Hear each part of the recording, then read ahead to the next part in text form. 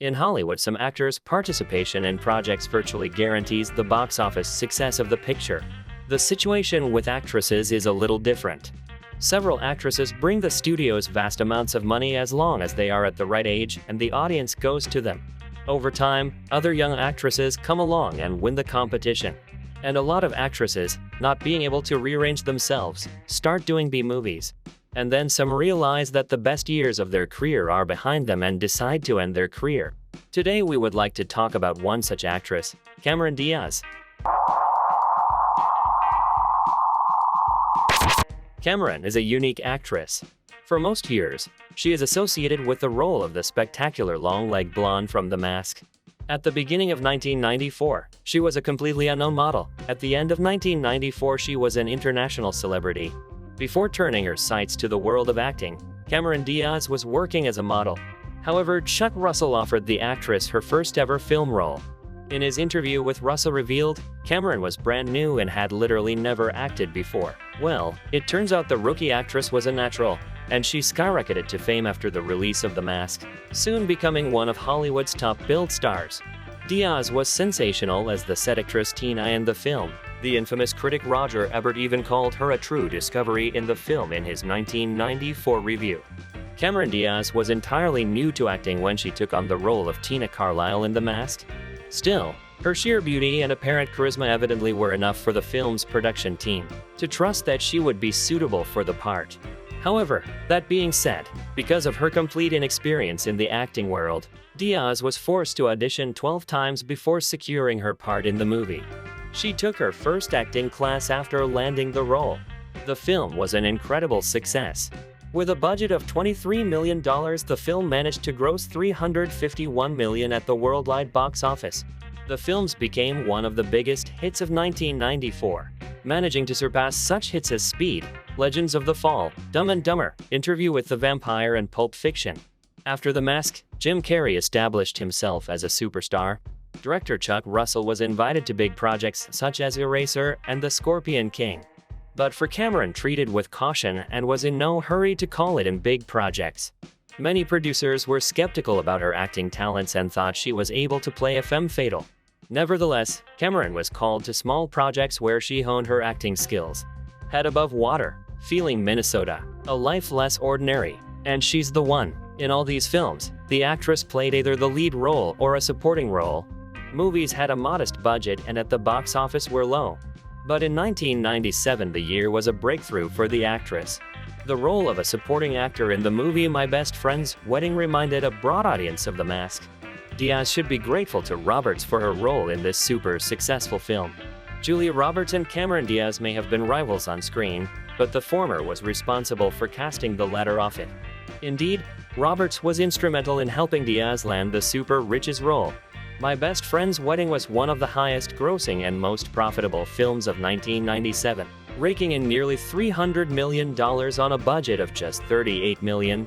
The film finished in 8th place at the end-of-year rankings, just above The Fifth Element and The Full Monty, and just behind As Good as It Gets and Liar Liar. The following year, 1998, the actress appeared in 3 completely different films. First, she played a cameo in the cult Fear and Loathing in Las Vegas. Then she starred with Peter Berg in the failed Very Bad Things. And then there was the incredible box office success with There's Something About Mary. The film was directed by the Farrelly brothers. And the movie could have been Farrelly's last. Before There's Something About Mary, Bobby and Peter Farrelly's future in Hollywood looked shaky. Their first movie, 1994's Dumb and Dumber, was a pretty big hit thanks to the star power of Jim Carrey. As a result, the brothers needed There's Something About Mary to be a hit to keep working in the film industry. Because of this, they decided to make the movie as outrageous as possible as they thought it may be their last. The movie was a huge box office success after the release of There's Something About Mary. Despite only costing $23 million to produce, the movie made nearly $369 million in theaters worldwide, yielding a sizable profit. In fact, it wound up the 4th biggest movie of 1998, behind Godzilla's Saving Private Ryan and Armageddon. While the Farrellys resisted studio pressure for a sequel, this success ensured their careers were safe to continue. The further career of the actress went uphill, and she was called not only in comedies. In 1999, 2 cult films were released at once, being John Malkovich and Any Given Sunday. Fresh off her lead breakthrough in There's Something About Mary and showing her dramatic chops in Being John Malkovich, both of which earned her Golden Globe nominations, Diaz was highly sought after. This explains why Diaz was paid $12 million for a role in Charlie's Angels. In fact, early reports suggest that Charlie's Angels was expected to be a disaster at the box office. Worries were alleviated by a generally positive reception at test screenings. But the film's relatively expensive initial budget of $93 million set a high bar. Incredibly, the film did far better at the box office than expected, taking $13.7 million on its opening day and $40 million throughout its first weekend.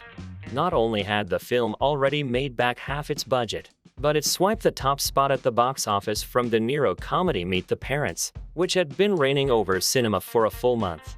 Charlie's Angels grossed $125 million in North America and $148 million from the rest of the world, for a total count of $264 million. Further, the actress was called only for fees of $10 million and more. First there was Vanilla Sky with a fee of $10 million, then Gangs of New York by Martin Scorsese with a fee of $17.5 million and The Sweetest Thing with $15 million. If the first two films became a cult and have received numerous nominations for various awards, The Sweetest Thing was a complete failure at the box office and received poor marks and audiences and critics. It was the first failure of the actress in the lead female role. The film, with a budget of $43 million, managed to collect only $68 million. Next was the second part of Charlie's Angels, for which Diaz received a record fee of $20 million. The sequel was not as successful as the first part. The film managed to gross $270 million on a budget of $120 million, which forced the studio to abandon the continuation of the franchise. Although Cameron starred in great films, a series of box office failures forced the actress to pay more attention to her following projects. The actress voiced Princess Fiona in Shrek 2 and Shrek the Third.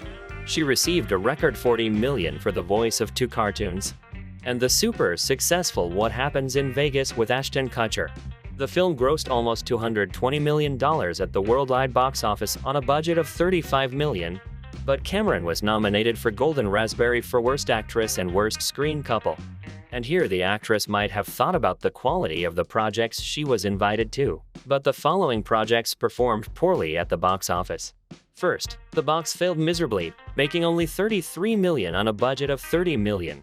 And then Night and Day, with a huge budget of $117 million and Tom Cruise in the leading role, was able to bring the creators about $30 million profit, which was undoubtedly a tiny amount.